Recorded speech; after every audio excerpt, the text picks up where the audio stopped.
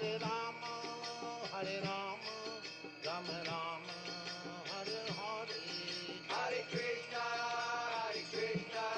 Krishna Krishna, Hare Hare, Hare Rama,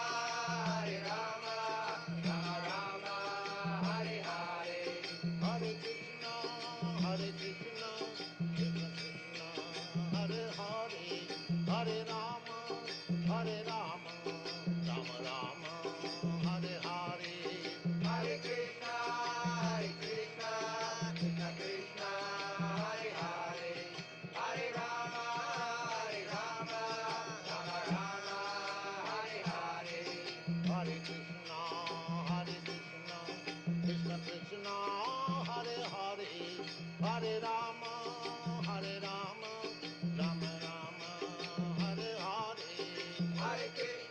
Hare Krishna, Krishna Krishna, Hare Hare, Hare Rama, Rama Rama, Hare Hare, Hare Krishna, Krishna Krishna, Hare Hare, Hare Rama, Rama Rama, Hare Hare, Hare Krishna, Krishna Krishna, Hare Hare, Hare Rama, Hare Krishna devotees. We'll need a few more minutes before the speaker joins and we get started with the class. Hare Krishna. Sorry for the delay.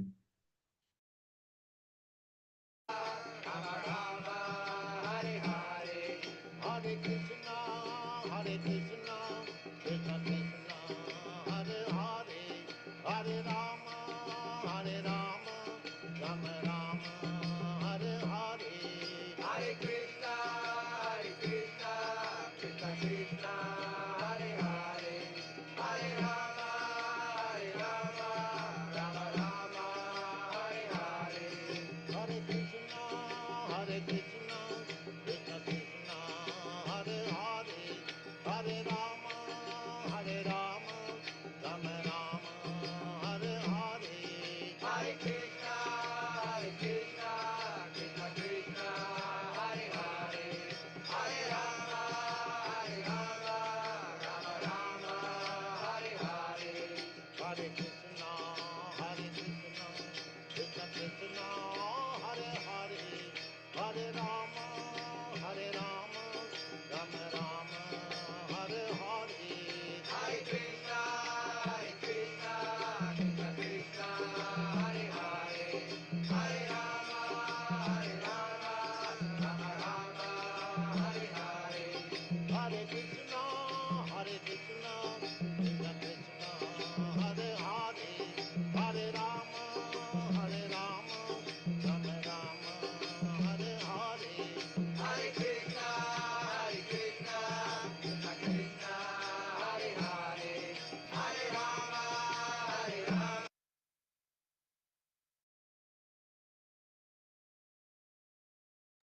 Hare Krishna, Premasindhu Gauranga Prabhu, Hare Krishna, Dandavat Pranam. You able to hear us, Prabhuji?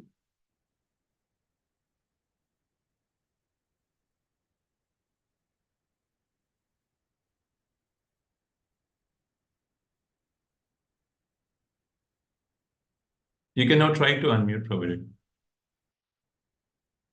Okay.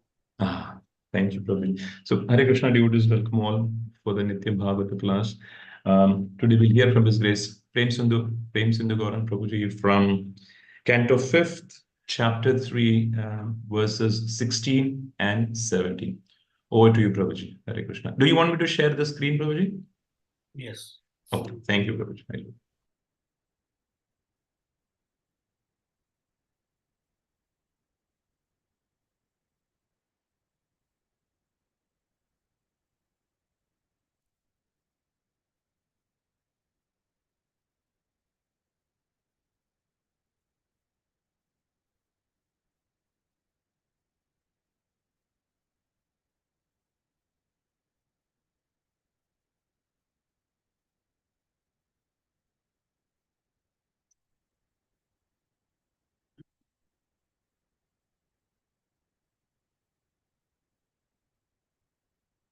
Hare Krishna.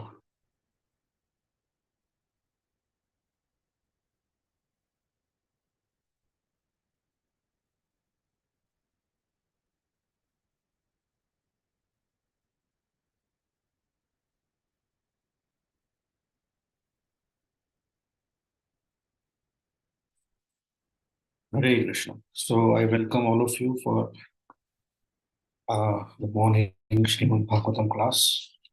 And I beg forgiveness, I'm a little late. So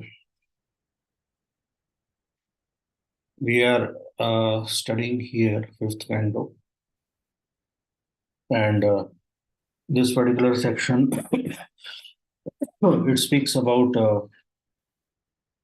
uh, the activities of the Supreme Personality of Godhead, Lord Rishabdev. So how he appears and what are his characteristics, what is his wonderful uh,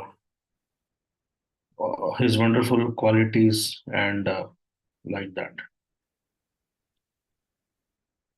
So here uh, this is the verse number 16th and 17th which we are going to be reading today. ओम अज्ञानतिमिरान्धस्य ज्ञानाञ्जनशलाकया चक्षुर्मिलितं येन तस्मै श्रीगुरवे नमः श्रीचैतन्यमनोभीष्टं स्थापितं येन भूतले स्वयं रूपकदा मह्यं ददाति स्वपदान्तिकम् वन्देऽहं श्रीगुरो श्रीयुतपदकमलं श्रीगुरून् वैष्णवांश्च श्रीरूपं साग्रजातं सहगणरघुनाथान्वितं तं सजीवं साद्वैतं सावधूतं परिजनसहितं कृष्णचैतन्यदेवं श्रीराधाकृष्णपादान् सहगणललिता श्रीविशाखान्वितांश्च हे कृष्ण करुणा सिंधु दीनबंधो जगत्पते गोपेश गोपिका कांत राधा कांत नमोस्तुते तप्त कांचन गौरांगी राधे वृंदावनेश्वरी वृषभानुसुते देवी प्रणमामि हरिप्रिये जय श्री कृष्ण चैतन्य प्रभु नित्यानंद श्री अद्वैत गदाधर श्रीवासादि गौर भक्तवृंद हरे Krishna Krishna Krishna Hare Hare Hare Ram Ram Ram Hare Hare. So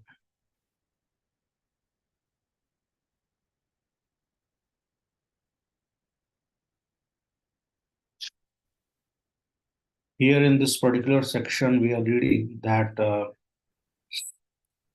how Lord Rishabdev uh, came in this world.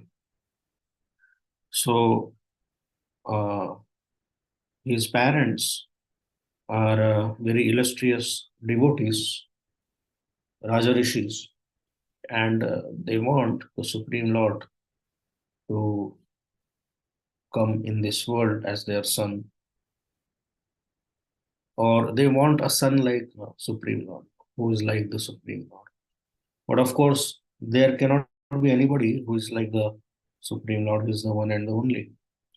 And that's why the Supreme Lord Himself must come to fulfill the desires of His illustrious parents and also the Brahmanas who are doing this particular yajna in order to invoke the Supreme Lord to come and give blessings. So the Supreme Lord, He is very uh, he is full of all the auspicious qualities. And among all his auspicious qualities, the most charming and attractive quality is that he is Bhakta Vatsala, that he is very loving and caring, and he is sold out to his pure devotees. And so, if the devotees are asking something, then he cannot say no. He must make sure that it comes to pass. So we see that in Mahabharata also, that Krishna is telling Arjuna that Arjuna, you say that my devotee never perishes. Because if you say, then I will have to make sure that whatever may come, uh, I have to fulfill this promise. I have to keep these words. But if I say something, then if it comes, it becomes an obstacle for a devotee's welfare, then I may even break that. But if you say, then whatever may happen, I must fulfill. So we see something similar here, which is happening in these few verses, that the Brahmanas, who are also Vaishnavas, they are chanting these uh, prayers and they are performing this ceremony. And then Lord appears there and he says that because you are asking something, I must fulfill it. So, what we are going to do here today, because these verses, they speak about Brahmanas. The first verse, 16th verse, it does not have a purport. And the 17th verse, it has a small purport. And in that purport, Srila Prabhupada speaks about Brahmanas. So, our understanding is that Brahmana should be a Vaishnava also. Of course, there are different types of Brahmanas. And so, what we will do that we will see what is a real Brahmana today, and also what are the misconceptions about someone being a Brahmana. So, a Brahmana who is a Vaishnava is the best. But there are some other types of Brahmanas also.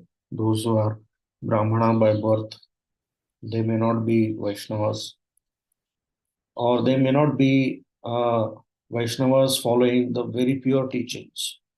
There are other type of Brahmanas, Martha Brahmanas. So what are those? We'll see that also. So you have observed that in the Vaishnava Tithis or the Tithis, the calendar, Panjika, the Vaishnava Tithis are falling generally one day after the Tithi which is celebrated by rest of the people. So those Tithis are celebrated by Smartha people and the Vaishnavas they celebrate it one day later. It is not a common rule, but because we celebrated Tithi when it appears in the Brahma Muhurta time, that's why we celebrate it one day later. So these are the Smarthas. And India is full of Smartha Brahmanas.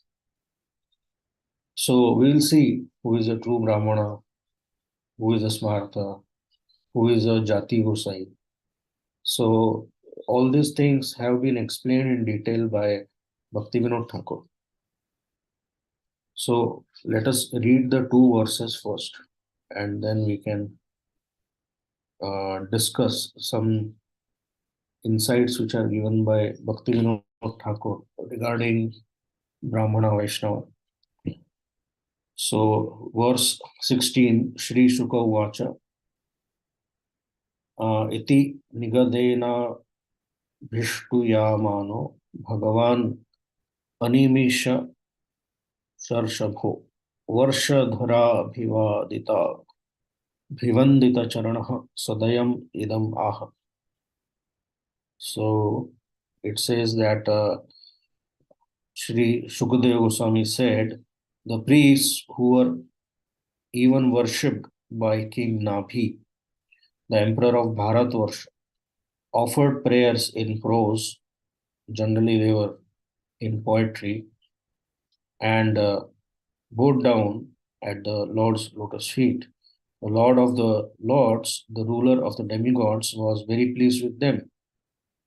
And he began to speak as follows. So at this point of time, the Lord has already appeared, and the Brahmanas they have offered their prayers, and Nabhi and Meru Devi they want a son who is like the Supreme Lord, and so the Lord is aware of all of their desires. Then in the next verse, the Lord is speaking, Shri Bhagavan Vacha. Ato bataham rishayo bhavadbhir avi tatha girbhir varam asulabham abhiyachito yad amushyaatmajo maya sadrusho bhuyad iti mamaham evabhirupah kaivalyad Athapi brahmavado na mrisha bhavitum arhati mamaiva hi mukham yad dvijadeva. So the Lord is speaking. He is saying, the Supreme Personality of Godhead replied, O great sages, I am certainly very pleased with your prayers. You are all truthful. You have prayed for the benediction of a son like me for King Nabi. But this is very difficult to obtain. Since I am the supreme person without a second, and since no one is equal to me, another personality like me is not possible to find. In any case, because you are all qualified Brahmanas, your vibrations should not prove untrue. I consider the Brahmanas who are well qualified with Brahminical qualities to be as good as my own mouth. So here the Lord is glorifying the Brahmanas. So during the time of 17th century, 18th century, Gaudiya Vaishnava Sampradaya uh, had you know fallen in a dark age. So after illustrious acharyas like Vishwanath Chakravarti Thakur, Baldev Vidyabhushan, they left. So next few years, about 150 years, 200 years, that time was the dark age, and our sampradaya did not have very good representation. And it was not accepted among uh, the aristocratic and Brahminical community, which was called as Bhadralok in Bengal. And then appeared Srila Bhaktivinoda Thakur, and eventually then appeared his son, Srila Bhakti Siddhanta Saraswati, ray of Vishnu himself. And these two personalities established a system of Gaudiya Vaishnava parampara which can be followed in this Kali Yuga, in the modern age, modern Kali Yuga age. 500 years back, still things were very, very sattvic when Mahaprabhu appeared. Now it is completely different. So, our line in Gaudiya Vaishnavas also, there are different lines. The Babaji Sampradaya is still there, who live like Babajis. So, our line is called as the Bhaktivinoda line.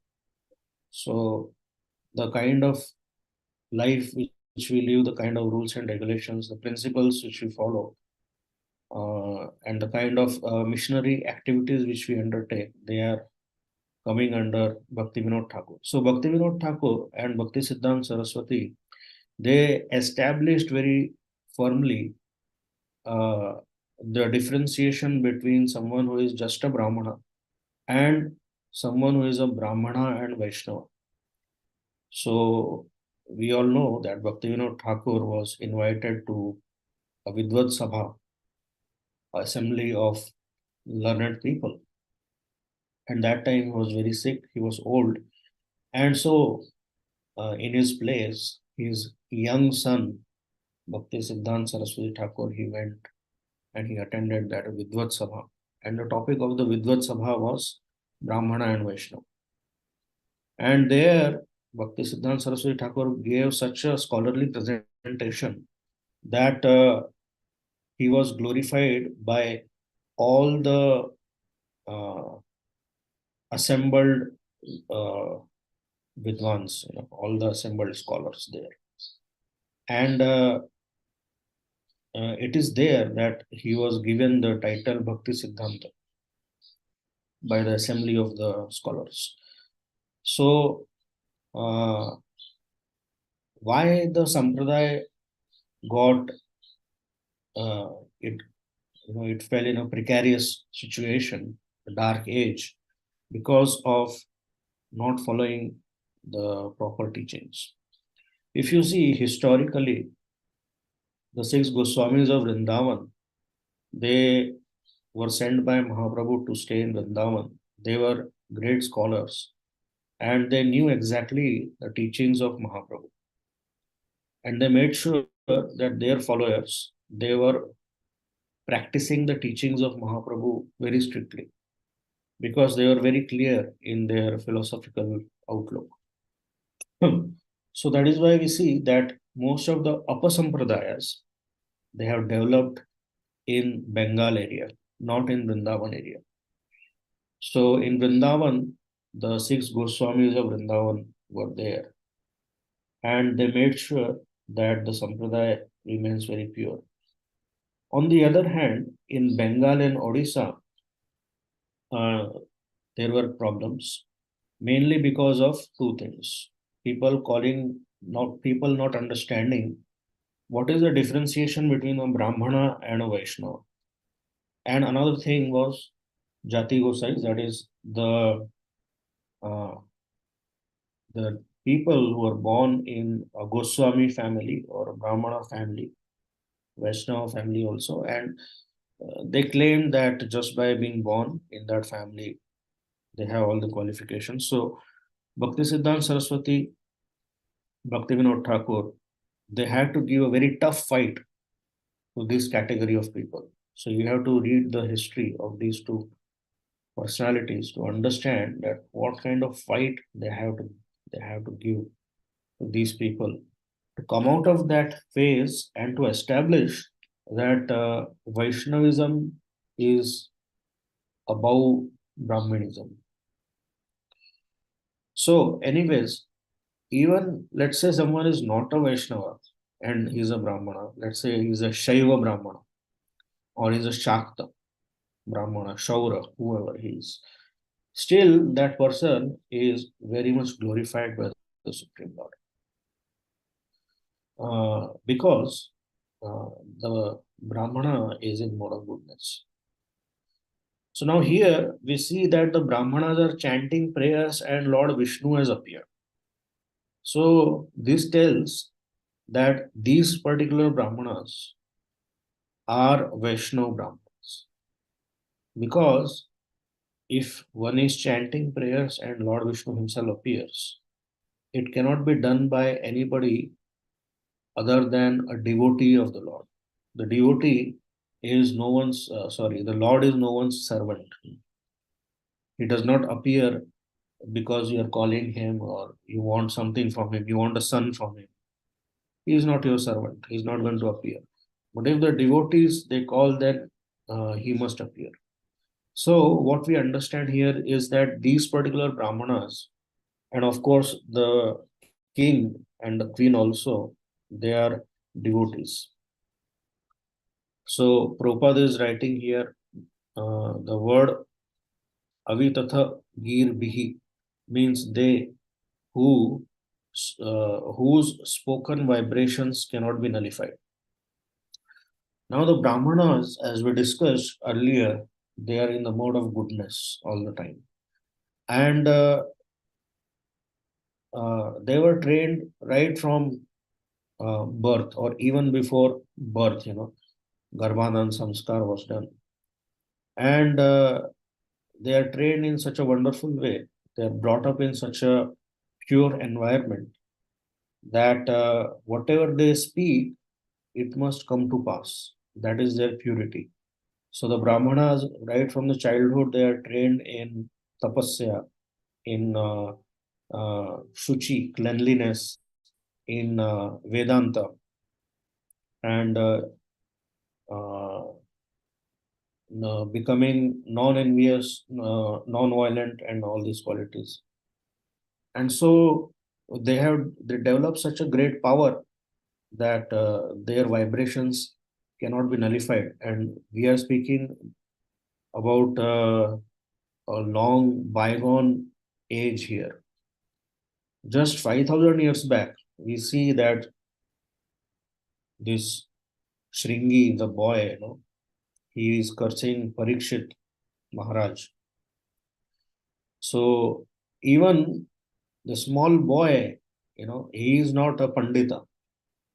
a small boy who's playing, in the forest, and he's giving a curse that Takshak will come and bite you. Takshak is not some ordinary snake roaming around in the forest.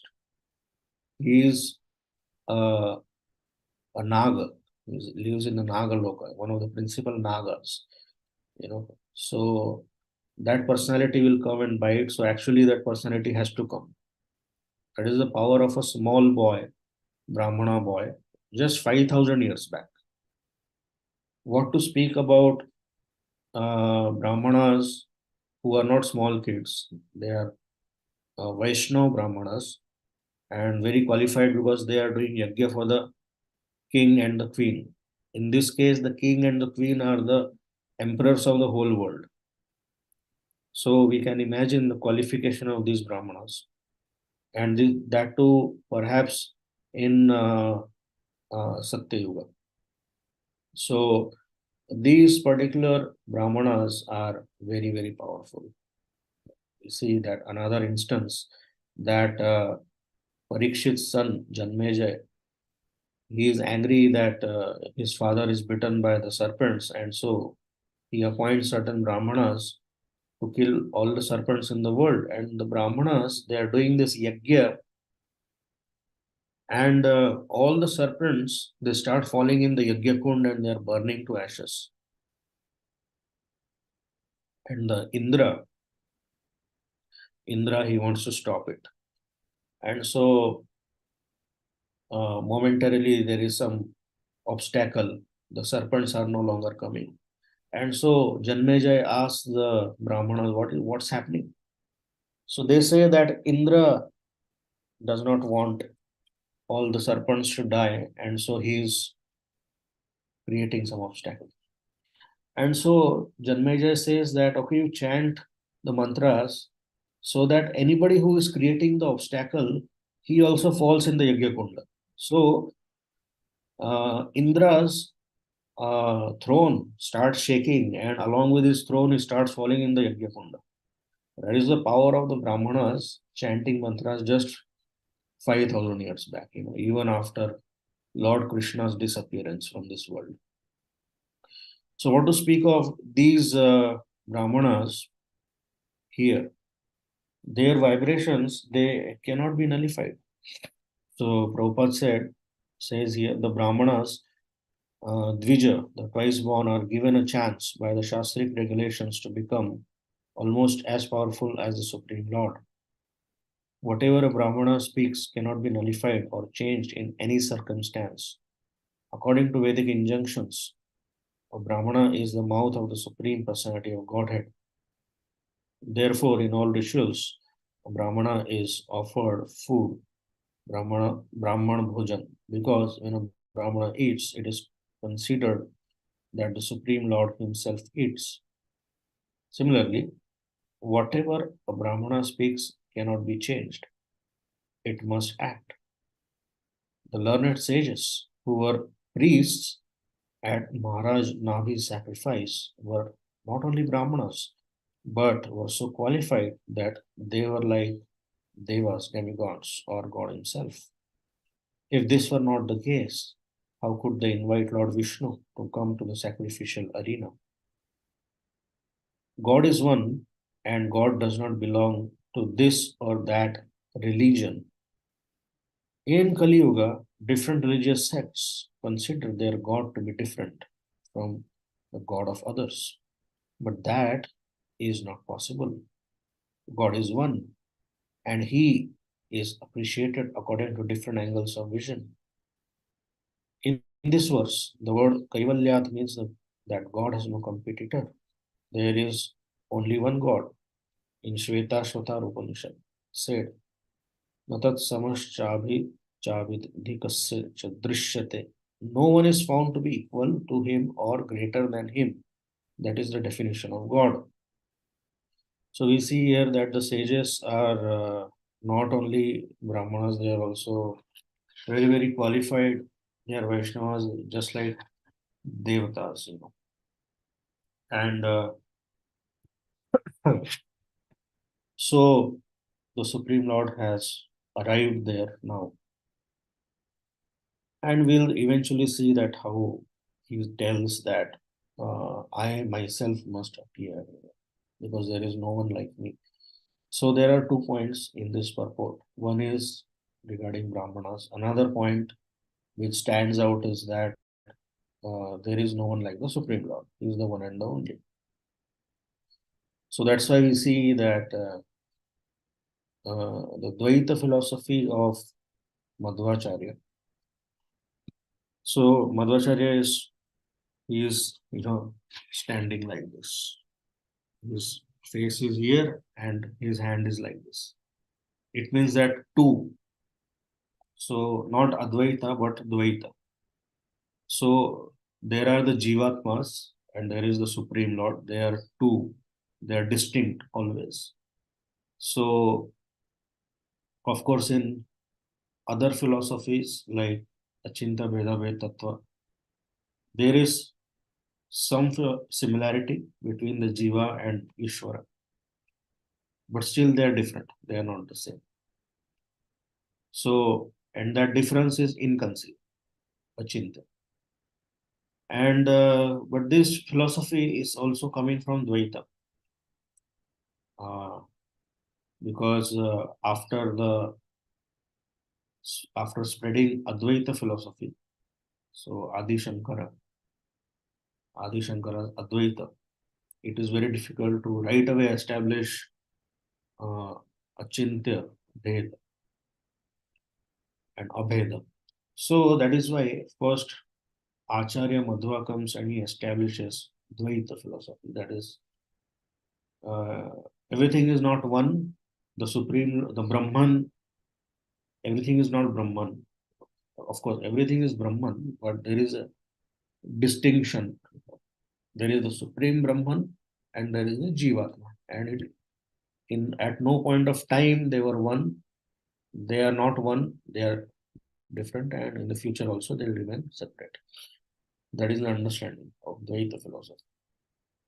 So there cannot be anybody like the Supreme Lord.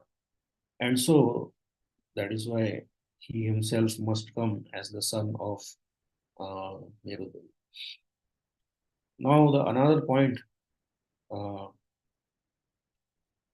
so we can go on, we can either discuss about how Lord is the one and only, there is no one like him. He is the fountainhead of everything. And another thing which we can discuss is about the aspect of Brahmanas. So I thought we'll discuss something about Brahmanas because certain doubts will become, uh, the doubts will be answered. Some things will become clear to us. So generally, there is a very deep-rooted misconception in the modern society regarding the four social orders: Brahman, Kshatriya, Vaishya, Shudra. As per the Hindu religion, so there are different conceptions, misconceptions. So according to the scriptures, the Brahmanas are considered as the highest and they are to be respected by all. As we see here, the Supreme Lord himself is respecting them and he considers uh, their words to be infallible.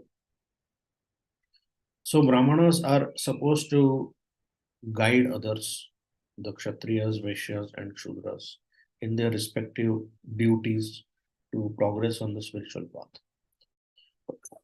And these divisions are made on the basis of the qualities of a person and the tendency of a person, guna karma.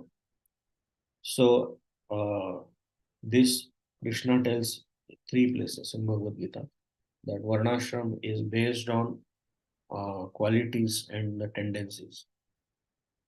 So according to the 3 modes of material nature, uh, the 3 modes are acting different in a different way on different individuals according to their prarabdha. And because of the action of the three modes of material nature on different personalities in a different way, they are acting in a different way, either as Brahmana, Kshatriya, Vaishya, Shudra, or like that, subdivisions of these. And so Krishna, Lord Krishna, he has created these social orders. He is himself has created, he tells in Bhagavad Gita that Chatur Varnam Maya Srishtam. So he has created Varnashram.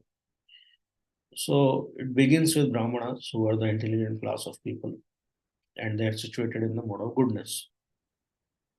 So uh, then next is the Kshatriyas, and then the Vaishyas and Shudras. So human society is similar to animal society, actually. All the societies, all the species, they are actually similar. So, but to elevate men from animal status, the above divisions are created.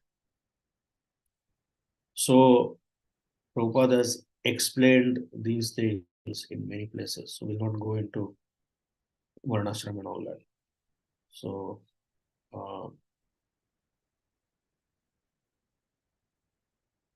now, so for example, how to implement this Varnashram system in, or the concept of Varnashram in the modern age, Srila Prabhupada showed by his own activities. For example, concept of initiation. Now, in the 17th century, as we discussed, uh, only those who are Brahmanas, they were initiated. Others were looked down upon. And if you are a Brahmana, then you are considered as very high. Being a Vaishnava was not considered being better than a Brahmana. That is the dark ages of our sampradaya, not necessarily in all the places, in all the sampradayas, but we are speaking about our Gaudiya Vaishnava sampradaya. So now, Srila Prabhupada, he showed by his personal example. He went to foreign countries, he spread the holy names, and he preached the philosophy and converted thousands of people, men, women who are living sinful lives, and he brought them to the ultimate purpose of human form of life. Gradually, he reformed them to follow the four regulative principles. Now, if you see any commentaries of the acharyas and all, they never speak about the four regulative principles, because these things were understood that anybody who is a Vaishnava must be doing this. There's no question about it. But now these things had to be revived. And so Prabhupada also accepted many, many disciples. And he made sure that they followed the Brahminical principles and practiced Bhakti Yoga.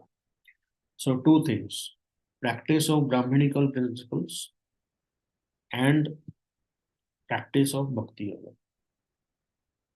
So, Bhakti Yoga is the primary activity, and Brahminical principles, they are required to bring a person to the platform of purity, to bring a person to that kind of a mental state that he is ready to practice the aspects of Bhakti Yoga. So, unless a person is pure to some extent, his mind is stable to some degree, it is very difficult for him to practice a Vaishnava lifestyle.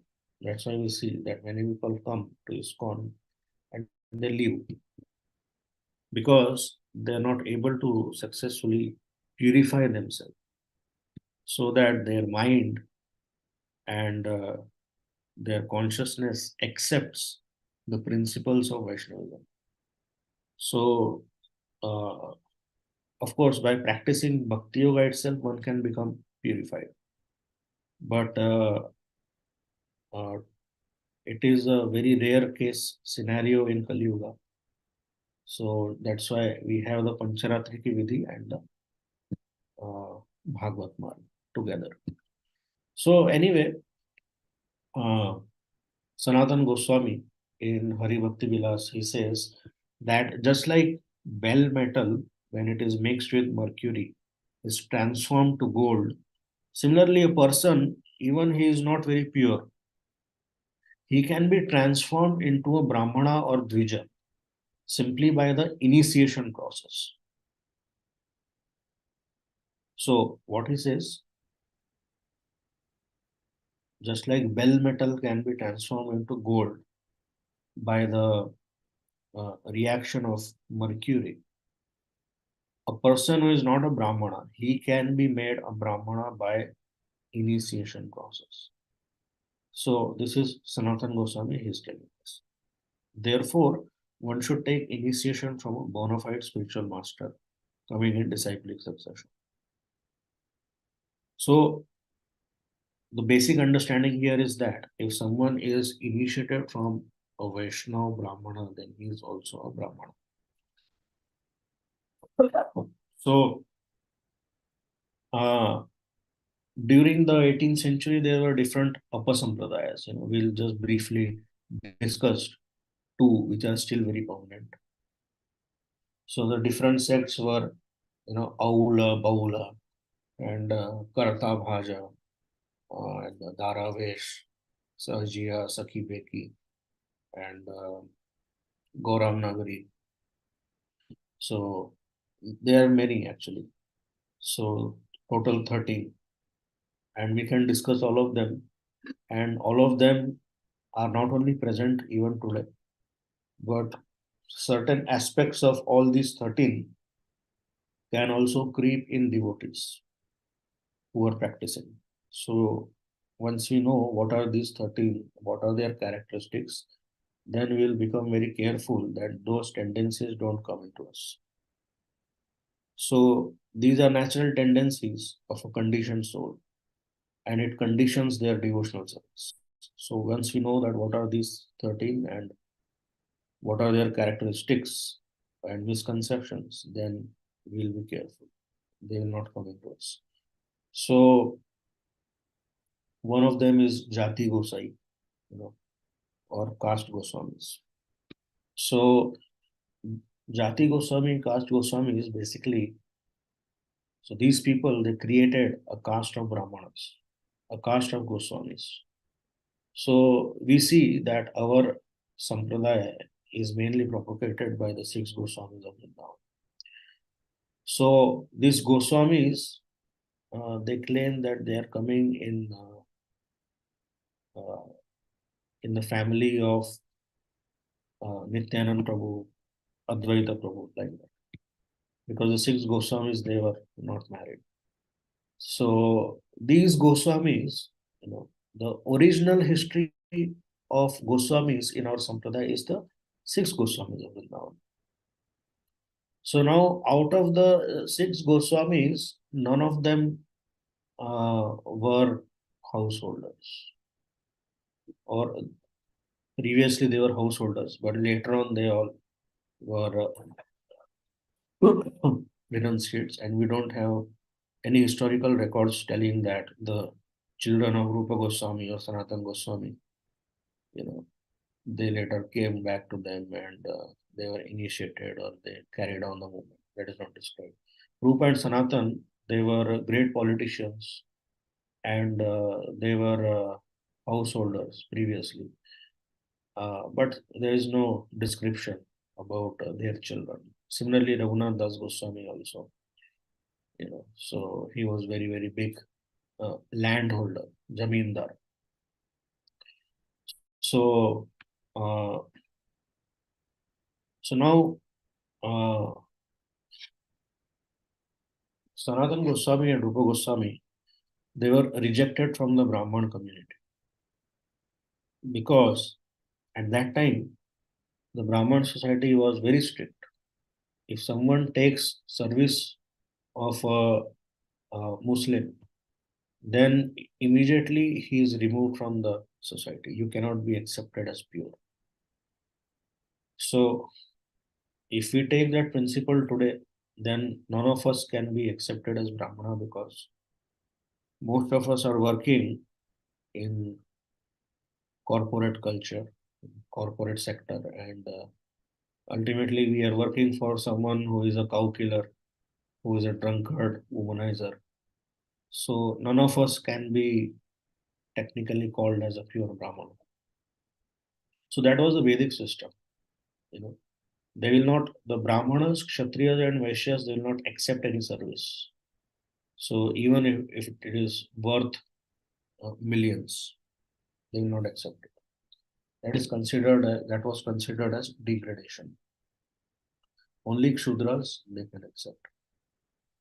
So Sanatan Goswami and Rupa Goswami, they belong to very rich families, but they had to accept the ministership of Nawab Hussain Shah by force. So uh, that was their history. So Chaitanya Mahaprabhu made them again into Goswamis. They were rejected by the society. Okay, they had accepted Muslim names, Dabir Khas, Sakar Malik. But we see the history. Chaitanya Mahaprabhu again made them into Goswamis. He initiated them as Rupa and Sanatan Goswami. So Haridas Thakur was also a Muslim and he was made the principal Acharya, Namacharya. So this is the revolutionary method of Sri Chaitanya Mahaprabhu. So whatever Srila Prabhupada is following or Bhaktivinoda Thakur and Bhakti Siddhanta Saraswati are professing, ultimately it's coming from Chaitanya Mahaprabhu. So the later deviations in the Sampradaya are not actually bona fide. So this is the reason Chaitanya Mahaprabhu did not like hereditary Brahmanas who were very strict.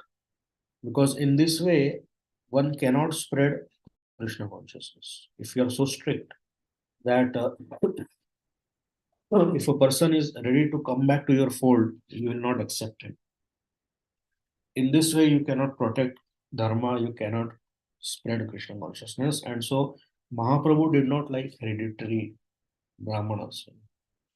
And that is why hereditary Brahmanas disliked Mahaprabhu because of all these things. So it is not that people dislike Prabhupada. You know, Prabhupada speaks about this in many places that people don't like me because I am giving sannyas to white people. So Chaitanya Mahaprabhu was also disliked historically by hereditary Brahmanas because of all these activities which he did. So uh,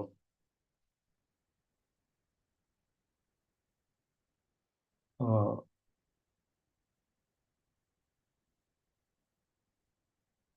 so the Goswamis, you know, the six Goswamis, they were not ordinary people. And it is not a caste. The six Goswamis, it's not a Goswami caste. They were initiated by Lord Chaitanya himself, who is the Supreme Personality of Godhead. So, but later on, this Goswami caste is manufactured by certain elements in the Gaudiya Vaishnava Sampradaya, which is basically a Brahmana class, a hereditary Brahmana class. And it played havoc in the history of India.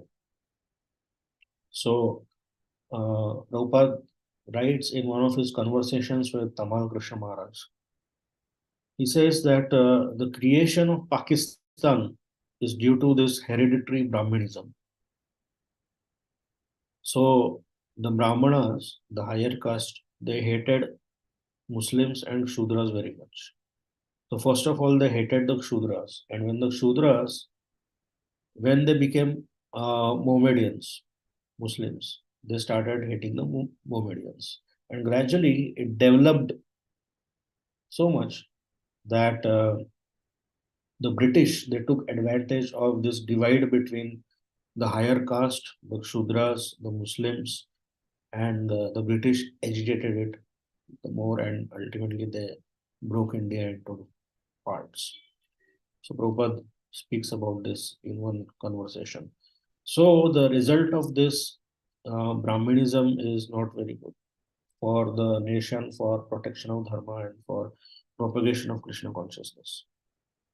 So uh, there are many histories like that. Chaitanya Mahaprabhu accepted everyone in the movement. So uh, he and Prabhupada used to say that my guru's contribution, that is Bhakti Siddhanta Saraswati Thakur's contribution, is that he defeated these caste Goswamis, he defeated this Brahmanism, he created uh, that same way as Chaitanya Mahaprabhu did. Mahaprabhu said, Kiva Shudra Kiva Vipra Nyasi Kene Naye. Yehi Krishna Tattva Veta Sahi Guru Hai. There is no consideration whether a man is sannyasi, Brahman, Vaishya, Shudra, whatever, man, woman, householder. Anyone who knows the science of Krishna, he is ye, yehi Krishna Tattva Veta Sahi Guru Hai. So anybody who knows the science of Krishna, he is the Guru. So that is regarding Jati Gosais. Of course, we can go in great detail, but we don't have time. Then there are other categories, Smartha Brahmanas. So, Smartha Brahmanas, what is this? There is a they are a hereditary class of Brahmanas, and they are sometimes chanting the holy names also. And their conception is that they are karmavadis, karma mimamsa they follow. So the principle of karma mimamsa means that karma is supreme, even superior than bhakti. So the conception is that they have to perform, those who are not Brahmanas, they have to perform Vedic rites, rituals, and purification and await their next birth to become a Brahmana. In this birth, they cannot become a Brahmana. That is the understanding of Smartha Brahmanas. They follow the philosophy of Karma Mimamsa. But actually, it is not the case. As we see with the episode of Rupa and Sanatan with Sri Chaitanya Mahaprabhu. So, a man does not have to wait for his next birth to become purified. He can be at once purified if he comes in contact with a pure Guru and the Supreme Lord. So, it is understood that a person who comes in contact with a pure Guru and Supreme Lord, pure Guru means Uttamadhikari Guru. So he has already performed all sorts of rites and rituals. So it is the so-called Brahmanas who actually have to undergo different kinds of austerities before reaching that point of purification of becoming a Vaishnava. Once in the early 1970s, Srila Prabhupada, he had come to India with one of his disciples. His name was Achyutananda. So if you read Lilamrut, you will see that. So once Achyutananda, he was roaming around in Varanasi. And in Varanasi, he was visiting different temples. So he went in a temple, he was speaking to a pujari, and the pujari told him that very good, he born in a Mlecha family, but you are transforming, chanting, you are taken Diksha from Vaishnav Guru. So please continue like this, and the next birth, definitely you will become a Brahmana. Next birth will be a successful birth for you. So Achyutananda was very happy, and he went to Prabhupada and narrated his conversation with the pujari. And Prabhupada told him that he should have told the pujari that because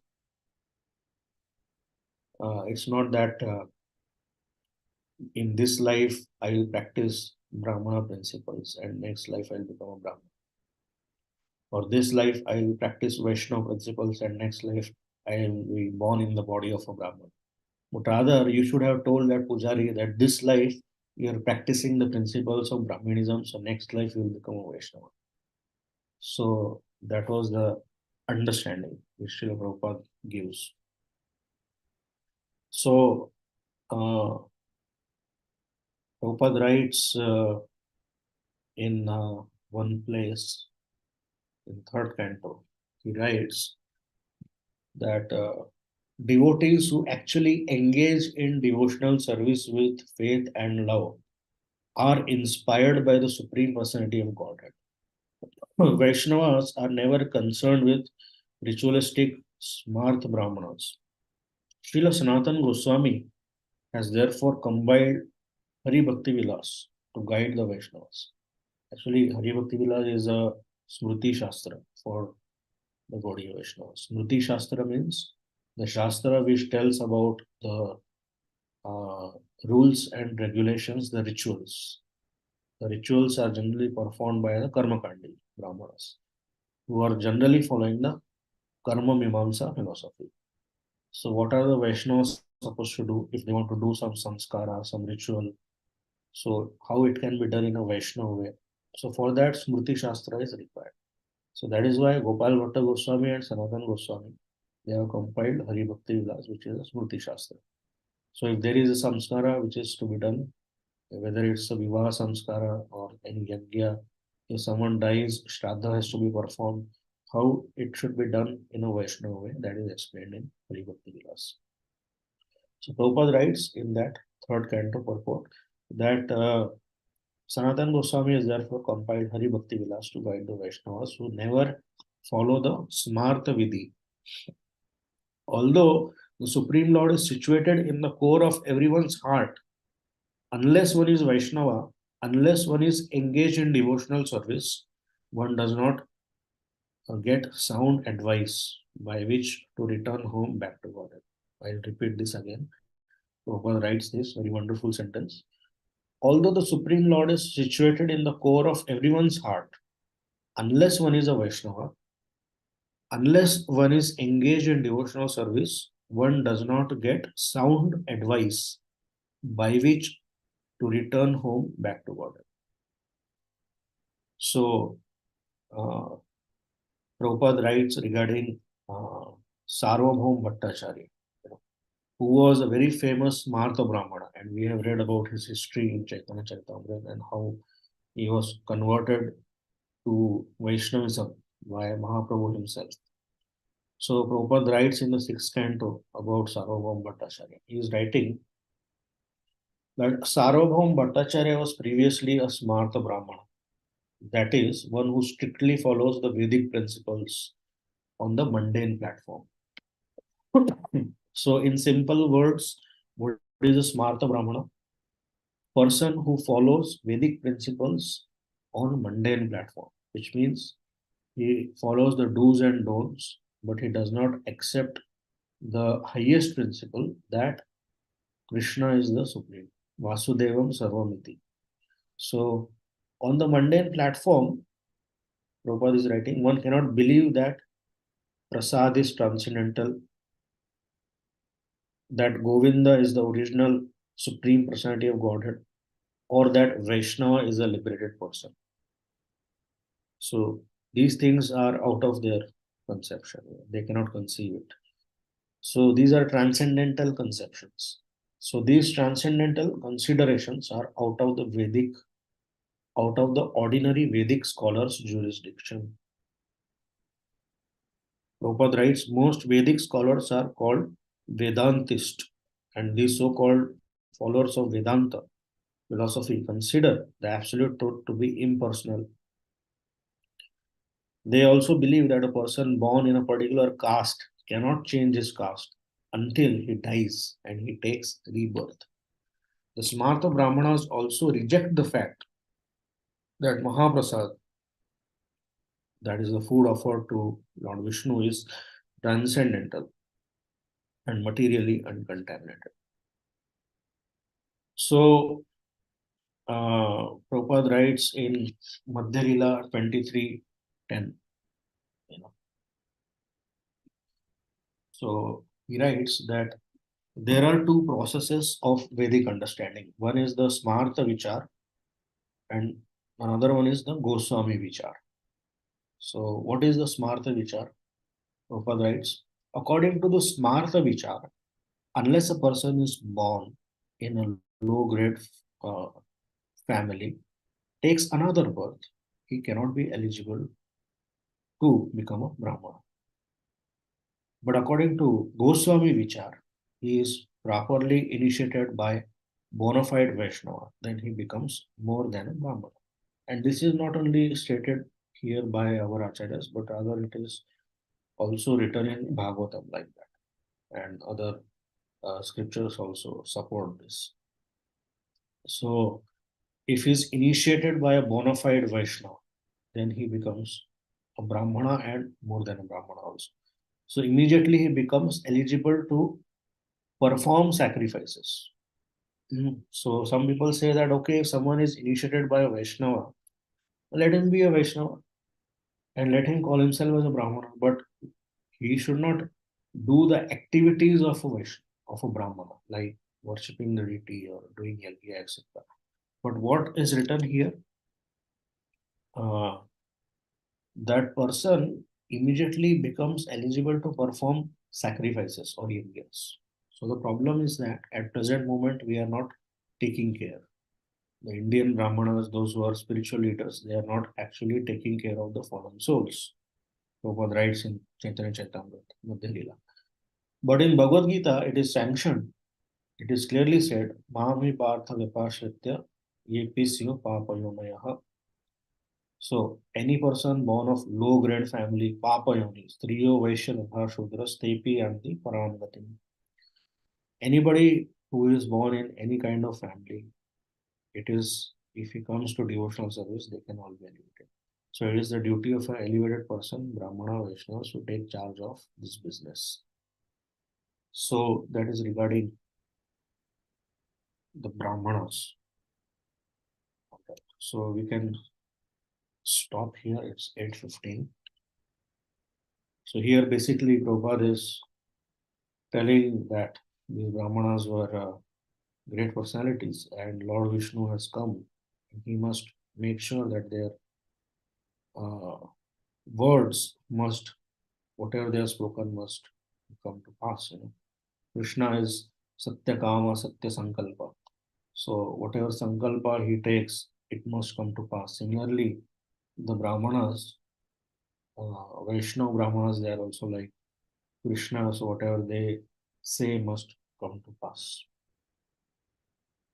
So we'll see that eventually Lord Rishabdev, he will take birth and then he will perform his very unique activities. So we stop here. Any questions, comments? Thank you. Thank you so much, Prabhuji, for the clear-cut distinction between who a real Brahmana is and the other upper sampradayas. I'm sure there is a lot that you wanted to share, especially because we have so many upper sampradayas, especially when you touched upon the Jati Gosai. Nicely, you have clear and distinct qualities and features that you've given, Prabhuji. Maybe next time you could throw light on the others also so that we have a clear understanding, Prabhuji, how we should identify who they are. So thank you so much. I will open up the lines for the devotees. Give me one second. How does the Jati Gosai conception might creep in us that we should take care? How the Karma Kandi thing can creep in us as devotees also. So whenever we read something, we should see that how it can creep into us. We should not think that okay, it is meant for those people, not for us. Yeah. How the Jati Gosai can creep in ISKCON devotees? Groupism. So we may not discriminate on the basis of birth, but we may discriminate on the basis of who is your spiritual master. And sometimes the discrimination on the basis of birth may also come. Oh, you are also Kannada, very good. I am also Kannada, Kannada, friends. So, oh, this guy is Bengali. Bengali people, they cheat a lot. So, so this thing might happen. So we should be careful. Okay. Thank you, Prabhuji. I'll just unmute the lines.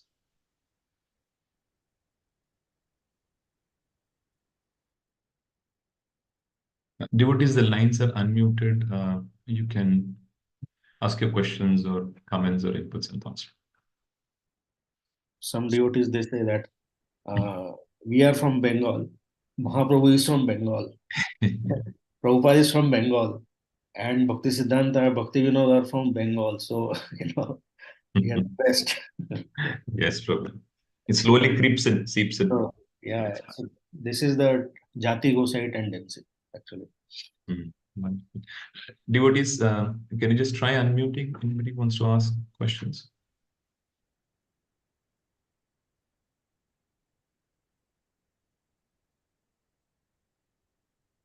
Hare Krishna.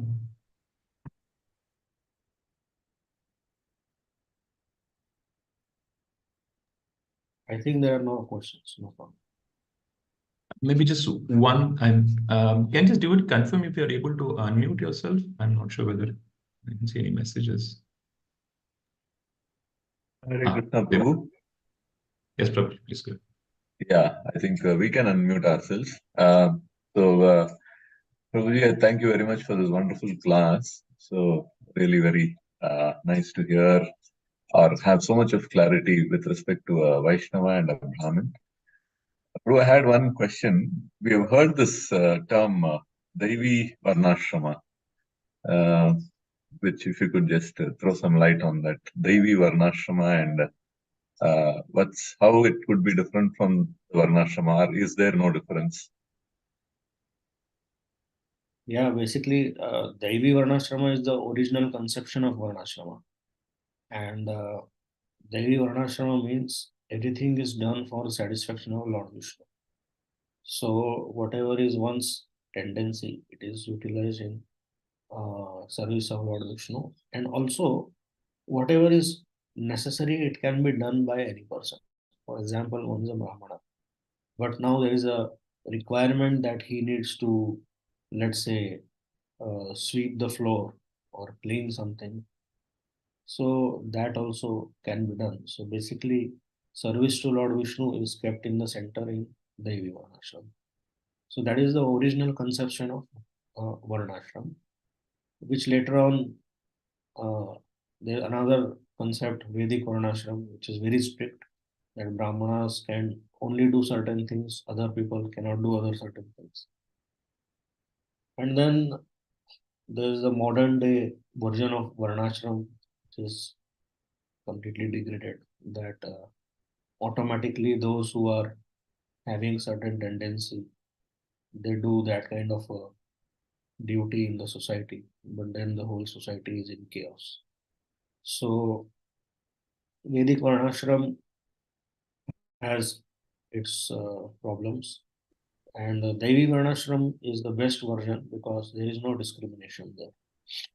So, but it requires a personality or the gurus, Shiksha gurus, Diksha gurus, who can identify a person's traits and they can be engaged properly.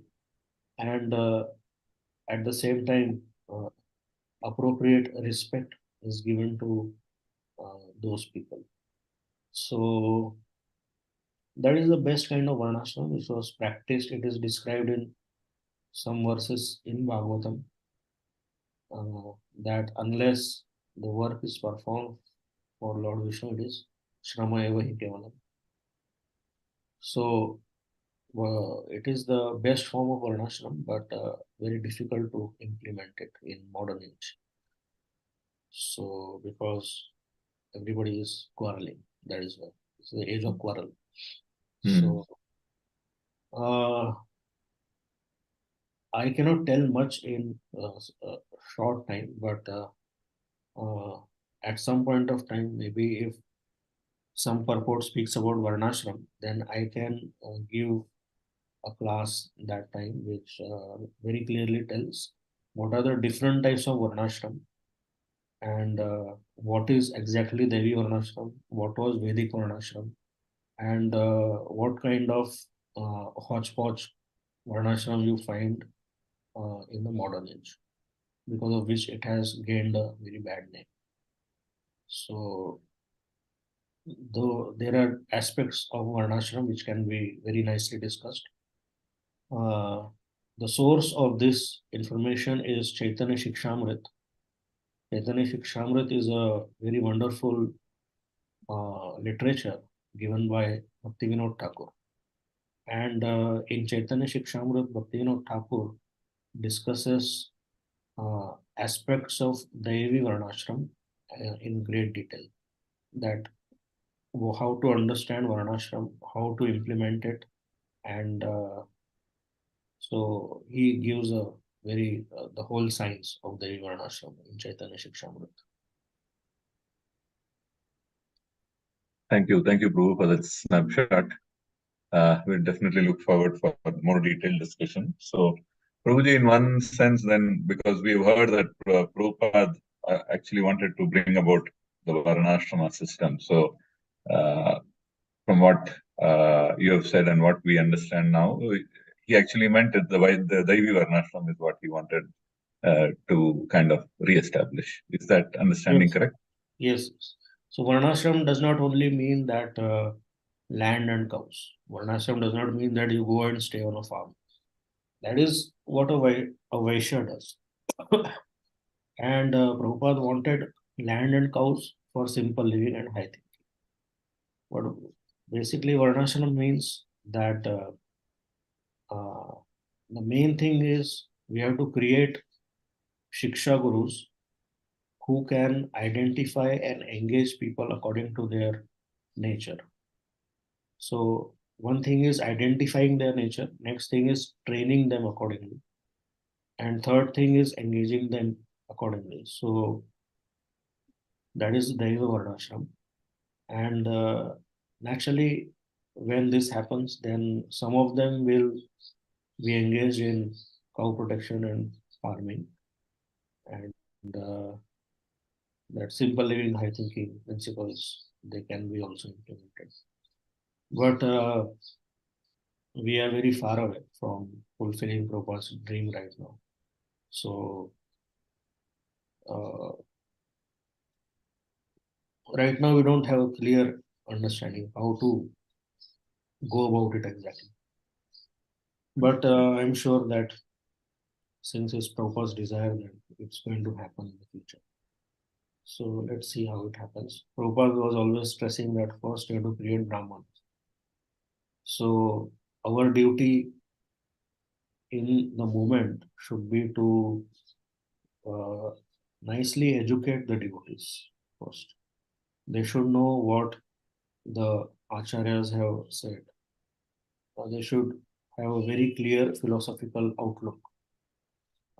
There should not be any confusion. And in this way, we can very nicely implement their teachings in the society. So this should be the primary focus right now. Prabhupada used to say that time itself that the time has come to boil the milk. We have so many devotees. So Prabhupada told this in the late 70s. Now we are in 2020s, but still we are not properly doing that. So we should do that now, boiling the milk. Those who have already become devotees, they should be encouraged and helped to further in their devotional life, to purify themselves to reach on the platform of pure devotional service. Then the society will progress very nicely.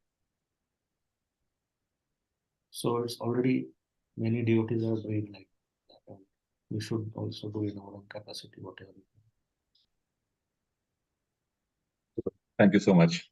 So much of food for thought and so much in depth, Prabhupada, whatever one sentence he speaks, and it takes so many years to understand and then look at it. Thank you so much. Thank you for inviting.